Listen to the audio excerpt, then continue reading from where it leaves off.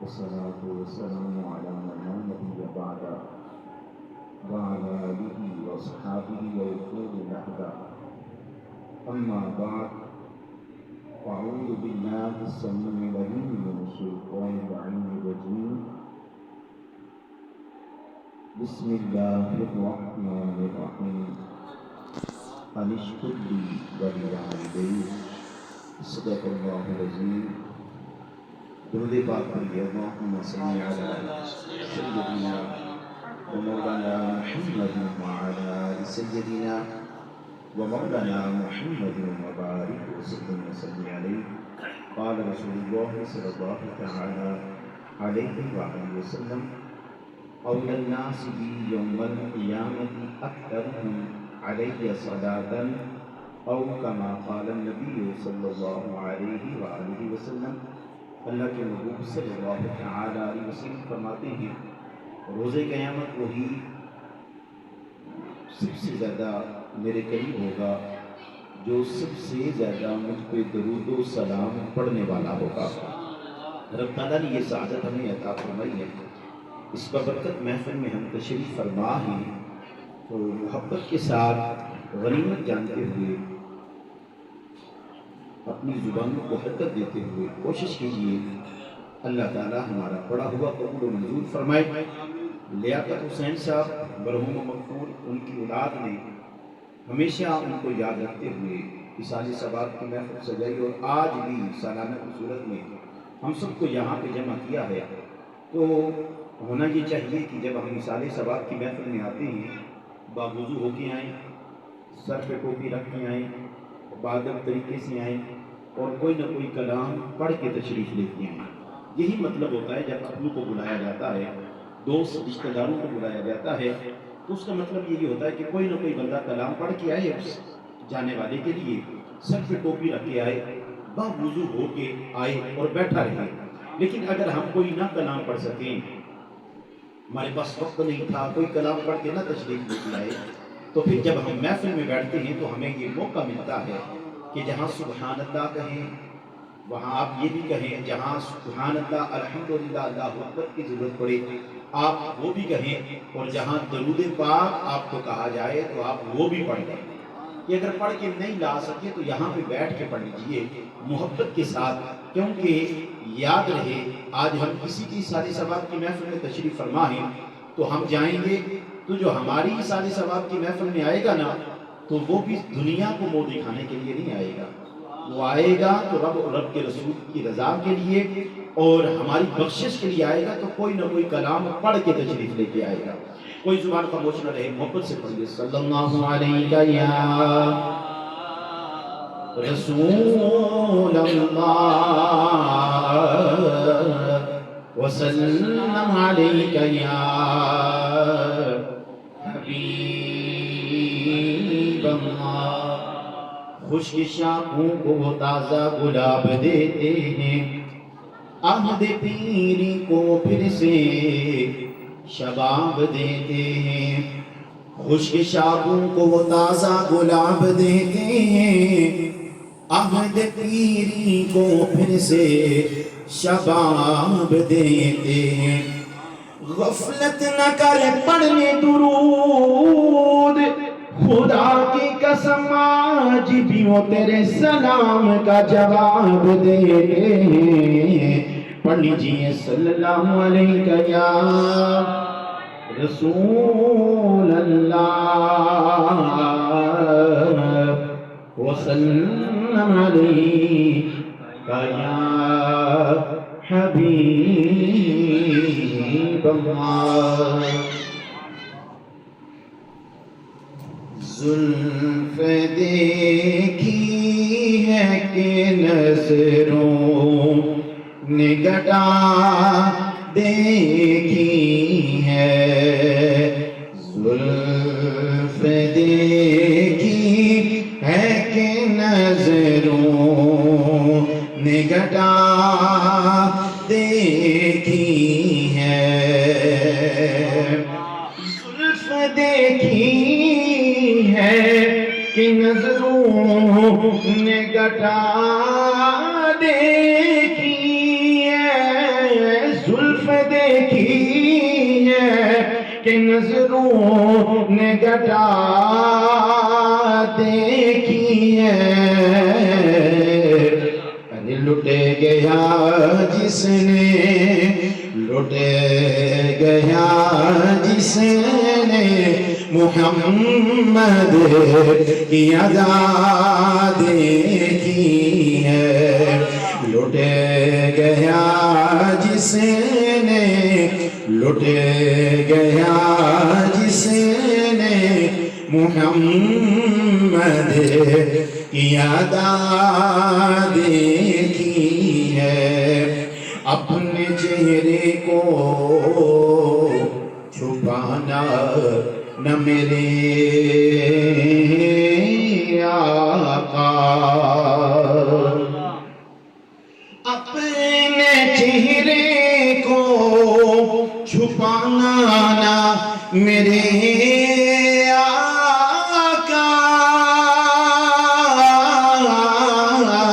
اپنے چہرے کو چھپانا نہ میرے آقا، بعد مدت کے، بعد مدت کے بیماروں نے شفا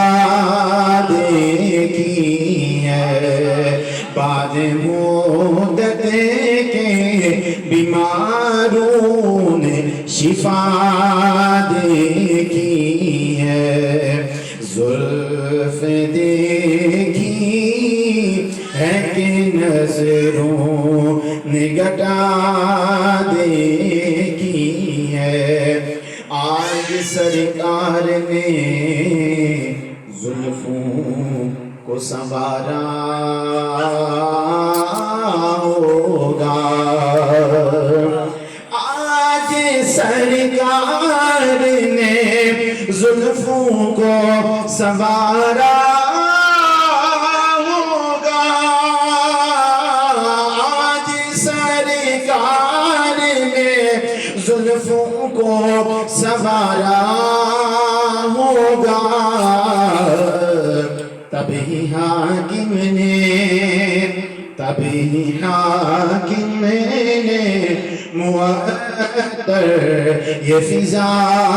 دیکھی ہے، تبھی حاکم نے معطر یہ فضا دیکھی ہے، زمین سے آسمان تک، آسمان سے لامکان تک ہے،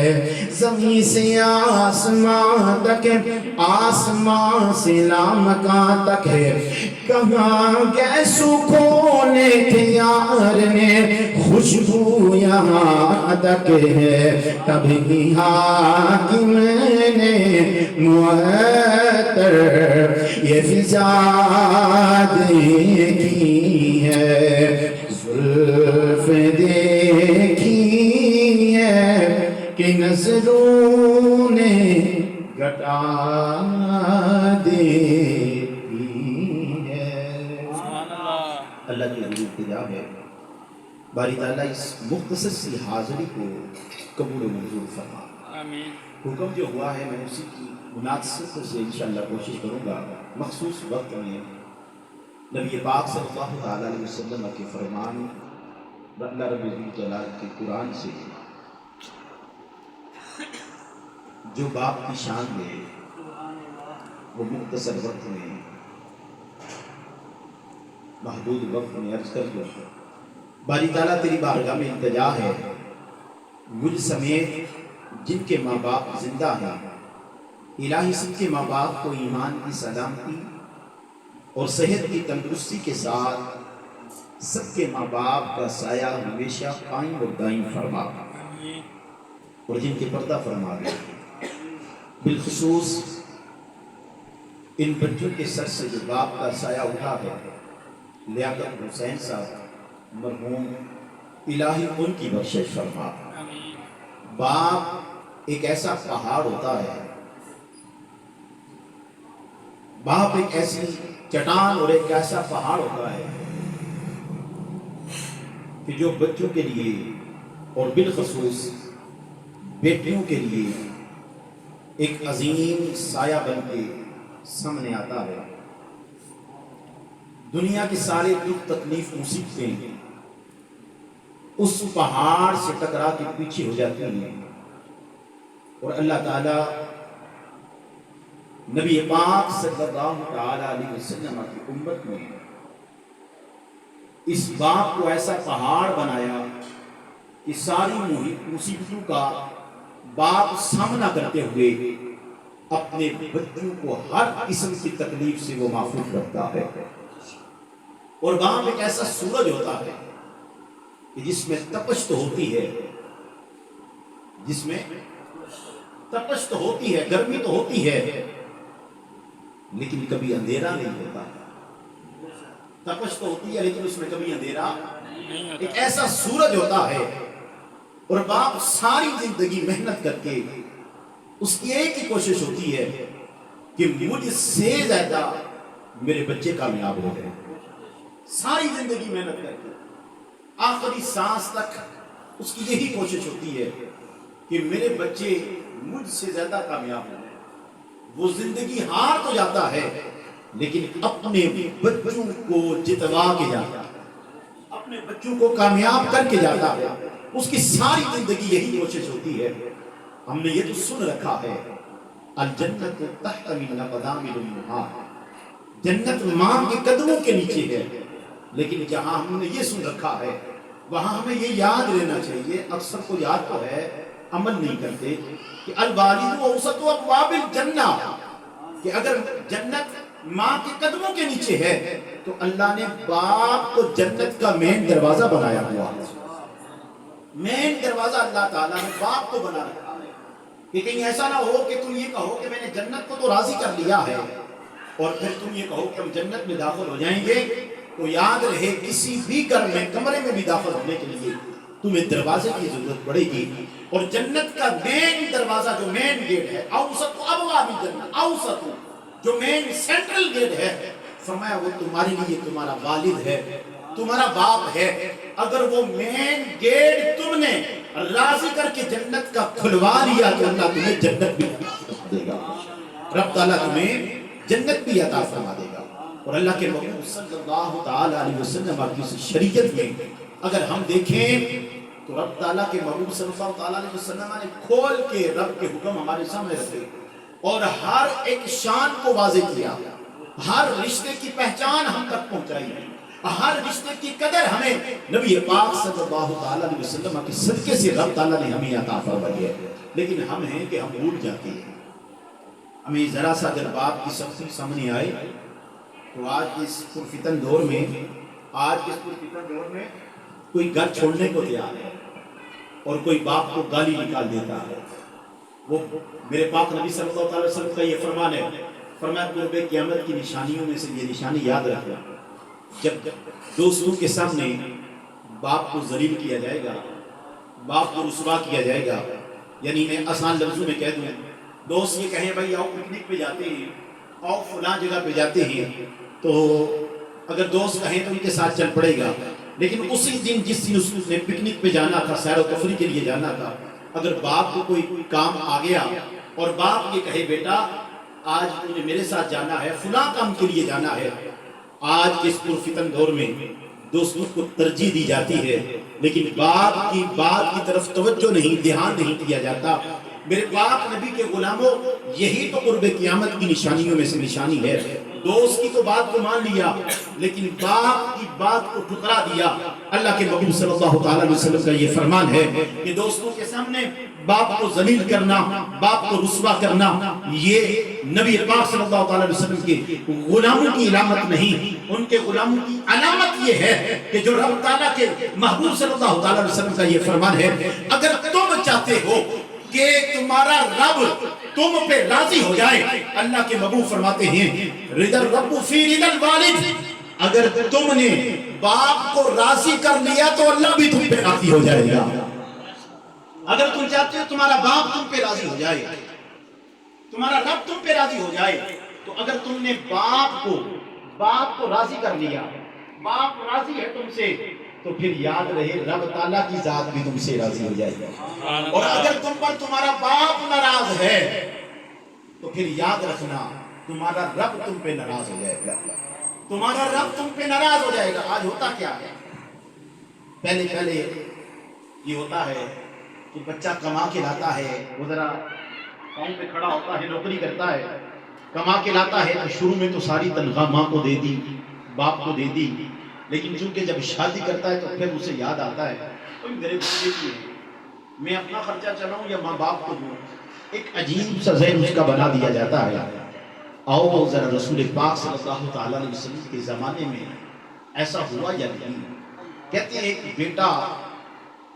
اللہ کے محبوب صلی اللہ تعالیٰ علیہ وسلم کی بارگاہ میں آیا اور اپنے باپ کی شکایت کرنے لگا، یا رسول پاک صلی اللہ تعالیٰ علیہ وسلم، مال کماتا ہوں، میرا باپ مجھ سے لے لیتا ہے، اللہ میرا باپ مجھ سے مال لے لیتا ہے، میرے اپنے بچے ہیں، میری اپنی بیوی ہے، میں ان کے خراجات چلاؤں یا اپنے باپ کو دوں؟ اللہ کے محبوب صلی اللہ علیہ وسلم نے یہ شکایت سنی، حضور نے اسی وقت جواب نہیں دیا۔ اللہ کے محبوب نے فرمایا جاؤ اپنے باپ کو بلا کے لاؤ۔ آقا نے فرمایا جاؤ اپنے باپ کو بلا کے لاؤ، اور جب وہ بلانے کے لیے جاتا ہے تو بعض محدثین کرام نے بحث کرتے ہوئے کہا کہ اسے معلوم ہوا کہ اس کے بیٹے نے نبی پاک صلی اللہ علیہ وسلم کی بارگاہ میں شکایت کر دی، وہ اپنے لفظوں میں رب سے مخاطب ہوا، اپنے لفظوں میں، کہ وہ دل ہی دل میں اپنے بیٹے کے بارے میں سوچنے لگا۔ اللہ نے جناب جبریل کو بھیجا، فرمایا باپ کو اسکار ہے، جواب دینے سے پہلے میرے محبوب یہ سن لینا کہ رب تعالیٰ سے جو یہ کہہ رہا تھا وہ کیا کہہ رہا تھا۔ ایک بات یاد رکھنا، یہاں تو یہ کہا جاتا ہے کہ ماں کی دعا جنت کی ہوا، خدا کی قسم صرف ماں کی دعا نہیں، باپ کی دعا۔ اور حدیث مبارکہ سے آپ کو بتا دوں، اللہ کے محبوب صلی اللہ علیہ وسلم کا یہ فرمان ہے، فرمایا 3 بندوں کی دعا رد نہیں ہوتی کبھی، وہ دعا ہو یا بد دعا ہو، دعا ہو یا مظلوم کی، مسافر کی، اور اس جگہ پہ میرے پاک نبی نے پتہ ہے کس کا ذکر فرمایا؟ فرمایا باپ کی دعا۔ یہ جو حدیث مبارکہ ہے اس میں باپ کا ذکر فرمایا، کس کا ذکر فرمایا بولیے؟ باپ کا ذکر فرمایا، مظلوم کی، مسافر کی اور باپ کی۔ اللہ کے محبوب صلی اللہ تعالیٰ علیہ وسلم کے پاس جناب جبریل آئے، فرمایا سونے رب فرماتا ہے اس باپ نے وہ لفظ نکالے ہیں جو رب کی بارگاہ میں پہنچے ہیں، ذرا ان لفظوں کو سماعت کرنا پھر جواب دیجیے۔ باپ آ گیا اپنے بیٹے کے ساتھ، اور جب باپ آیا اپنے بیٹے کے ساتھ تو اللہ کے محبوب صلی اللہ علیہ وسلم نے فرمایا ساری باتیں اپنی جگہ پہ، اے اس بچے کے باپ سب سے پہلے تو یہ تو بتا کہ جب تجھے یہ معلوم ہوا کہ تیرے بیٹے نے تیری شکایت مجھ سے کی ہے، مجھ محمد سے کی ہے، اور تو آتے ہوئے جن لفظوں کے ساتھ اللہ تعالیٰ کی بارگاہ میں التجا کر رہا تھا وہ لفظ کیا ہے، وہ کلمات کیا ہے؟ ورز کرنے لگا سنے محبوبہ صلی اللہ تعالیٰ علیہ وسلم، ہمارے ہاں اولاد نہیں ہوتی تھی، رب تعالیٰ نے مانگ مانگ کے ایک بیٹا عطا کیا، اللہ نے مانگ مانگ کے ہمیں ایک بیٹا عطا کیا، اولاد نہیں ہوتی تھی، رب سے مانگ مانگ کے ہم نے بیٹا لیا، اور جب بیٹا ہوا پھر یہ راتوں کو روتا تھا، پھر یہ ہمارا بیٹا راتوں کو یہ سوتا نہیں تھا، تو ہم پوری پوری رات اے سونے محبوبہ اسے اٹھا کے اسے اٹھا کے پوری پوری رات چپ کروانے کی کوشش کیا کرتے، اور ہم دعا کرتے تھے الہی جو اس بیٹے کو تکلیف ہے وہ تکلیف مجھے دے دے، ہم دعا کرتے تھے الہی اس بیٹے کو جو تکلیف ہے وہ مجھے دے دے، لیکن ہمارے بیٹے کو سکھ مل جائے، سکون مل جائے، اسے کوئی تکلیف نہ ہو، یہ کبھی روئے نہ، اگر پیٹ کا درد ہے تو ہمیں ہو جائے، اگر اسے کوئی اور قسم کا درد ہے تو ہمیں ہو جائے، کوئی اور تکلیف ہے تو ہمیں ہو جائے، لیکن یہ تکلیف اسے نہ ہو۔ اور یہ میں اپنے اس بچپن میں جو میں نے اس بچے کو اپنے بیٹے کو پالا ہے ان لفظوں کو یاد کر کے میں کہہ رہا تھا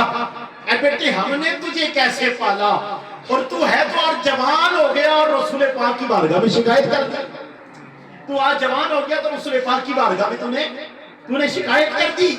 آج تو نے سوچا بھی نہیں کہ کس تکلیف کیا کہ ہم نے تجھے پالا ہے,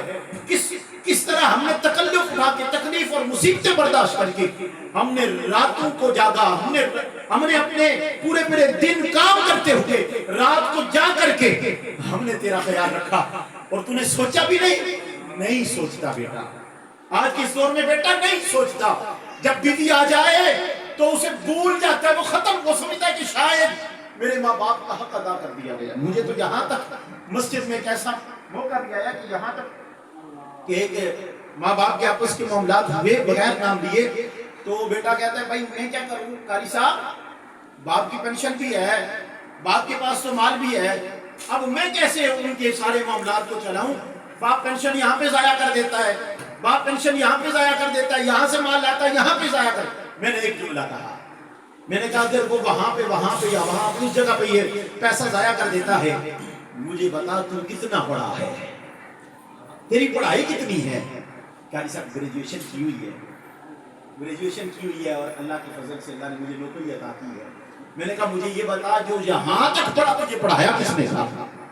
اور تو کہتا ہے تیرے باپ نے ابھی پیسہ ضائع کیا ہے. میں یہ سمجھتا ہوں کہ جو تجھے یہ پڑھایا گیا نا جس میں تعلیم نہیں تھی, جس میں ادب نہیں تھا, جس میں باپ کا ادب ماں کا ادب نہیں رکھا گیا, میں یہ سمجھتا ہوں وہ پیسہ اس وقت ضائع ہو گیا ہے. اگر تو نے آج اس وقت اپنے باپ کا تو سہارا نہ بنا تو تیری اولاد تجھے ٹھڈے مارے گی, تیری اولاد تیری نافرمان ہوگی اور یاد رکھ رسوا ہو کے رہ جائے گا. یہ نہ کہے کہ باپ کو سمجھ نہیں آتی, بوڑھا ہو گیا اس کا دماغ کام نہیں کر رہا, اب بوڑھا ہو گیا وہ بات نہیں سمجھتا. اور بھائی یہ تو معاملہ آنا ہے, وہ اس لیے تو کہا گیا تھا جب تیرے ماں باپ بوڑھے ہو جائیں اور جب ان کی عقل جو ہے موقوف ہو جائے, جب وہ نہ سمجھ سکیں تو رب کا قرآن کہتا ہے اس وقت تو نے افن والا تنہر ہونا, تو نے اس وقت اف تک نہیں کہنا. ان کی عقل کام نہیں کرے گی, وہ نہیں سمجھیں گے, تو سارا دن ساری رات ان کی خدمت کرتا رہے. شاید تیرا کوئی چاہنے والا خاندان والا کوئی آئے تو اس کے سامنے کہیں بیٹا خیال نہیں رکھتا, تو یہ جملے بھی تجھے چبھنے نہیں چاہیے.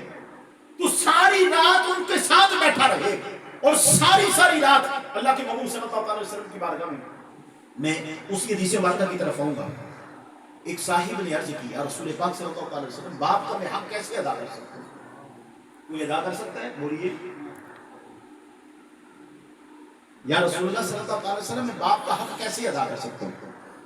اللہ کے محبوب صلی اللہ علیہ وسلم نے فرمایا